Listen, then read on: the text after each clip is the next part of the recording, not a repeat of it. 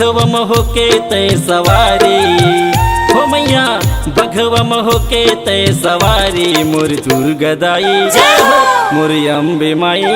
नौ दिन बर तै बिराजे मोर दुर्गदाई नौ दिन बर तै बिराजे मोर अम्बे माई नौ रूप माते बिराजे मोर अम्बे माई नौ रूप माते बिराजे ओ बघवम होके तै सवारी हो मैया बघवम होके तै सवारी मोर दुर्गदाई जय हो मोर अम्बे माई नौ दिन बर तै बिराजे मोर दुर्गदाई नौ दिन बर तै बिराजे मोर अम्बे माई नौ रूप माते बिराजे मोर अम्बे माई नौ रूप माते बिराजे।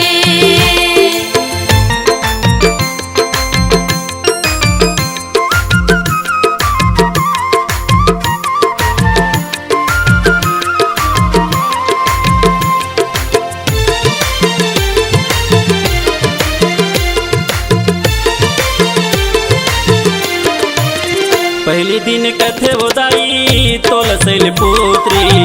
तोला शैल पुत्री उदाई तोला शैल पुत्री दूसर दिन कथे वो माता तोल ब्रह्मचारिणी तोला ब्रह्मचारिणी दाई तोला ब्रह्मचारिणी तीसर दिन कथे चंद्र घंटा हो मैया तीसर दिन कथे चंद्र घंटा मोर दुर्गदाई जय हो मोर अम्बे माई नव दिन बर तै बिराजे मोर अम्बे माई नव दिन बर तै बिराजे मोर अम्बे माई नौ रूप माते बिराजे मोर अम्बे माई नौ रूप माते बिराजे।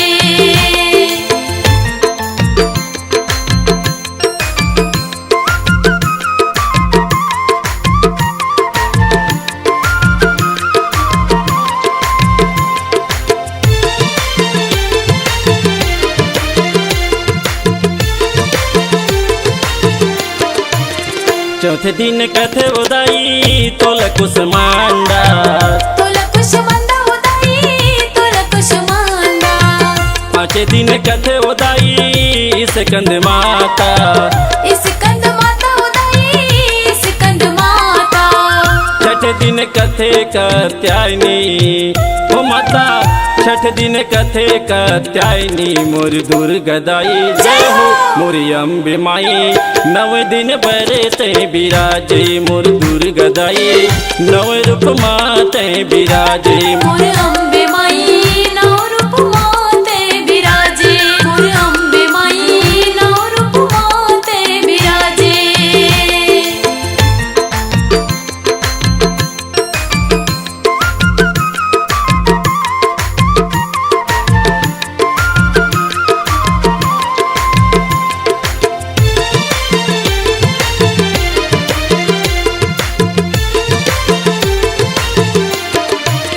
साते दिन कथे उदाई तोल काल रात्रि तोला काल रात्रि उदाई तोला काल रात्रि आठे दिन कथे वो माता तोल महागौरी तोला महागौरी उदाई तोला महागौरी नवे दिन कथे सिद्धिदात्री